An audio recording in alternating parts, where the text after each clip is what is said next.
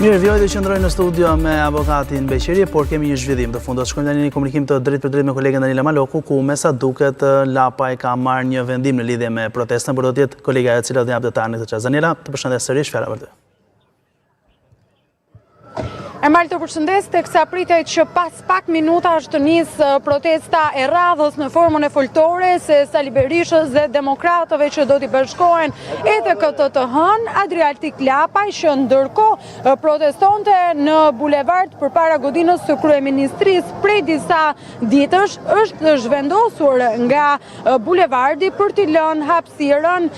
zotit Berisha. Ishte një skenar që e parashikuam edhe pak më herët për të respektuar hapësirën e demokratëve për të mbajtur foltore në tyre si kurse ato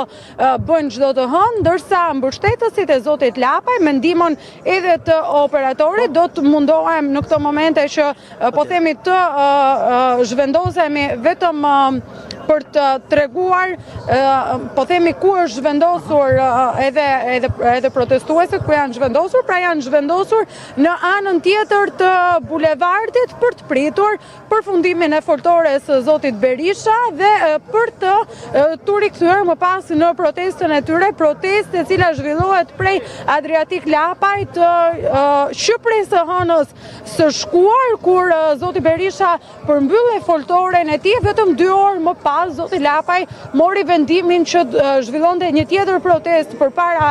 kryeministrisë, protestë e disa ditëve në fakt që ka patur edhe tensione me policinë. Madje edhe vetëm pak minuta më herët Shqipëria bëhet pretendoi se ka patur një të lënduar në protestën e tyre nga ndërhyrja e policisë, e cila po themi her pas here është parë edhe në protestën që ka zhvilluar Adriatik Lapaj për gjatë këtyre ditëve përpara kryeministrisë, ndërkohë për të rikthyer tek foltoria e zotit Berisha, po ashtu ditën e sotme pritet që të ketë disa deputetë që do të mbajnë fjalimin e tyre dhe fjalimet e deputetëve do të jenë të alternuara edhe me fjalimet e disa qytetarëve të cilët do të zgjedhin që të kenë fjalën e tyre në këtë foltore të radhës të kësaj të hënë. Sigurisht që foltoria do të përmbyllet me fjalën e zotit Berisha, i cili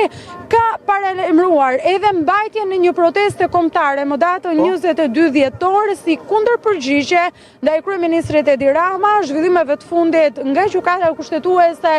për çështjen Balluku, si dhe për çështje të tjera siç është avokati i popullit, për të cilën Partia Demokratike ka vendosur ditën e sotme që ta dërgojë në gjykatë kushtetuese zgjedhjen e tij nga Partia Socialiste me votat e Partisë Socialiste,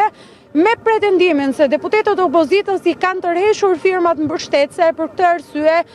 votimi për zotin Shabani, avokat të popullit, është antikushtetues. Ndaj pas dilemave në fakt që ka patur Partia Demokratike për gjatë këtyre ditëve nëse duhet i drejtohet apo jo gjykatës kushtetuese, sot vendosi në mbledhjen e grupit, duke qenë se pjesa më e madhe e deputetëve ishin që t'i drejtohej gjykatës kushtetuese, vendosi që ndërmerrte këtë hap për që në gjykata kushtetuese ajo që do të gjykojë nëse tërheqja e firmave nga ana e demokratëve është e drejtë apo në rast se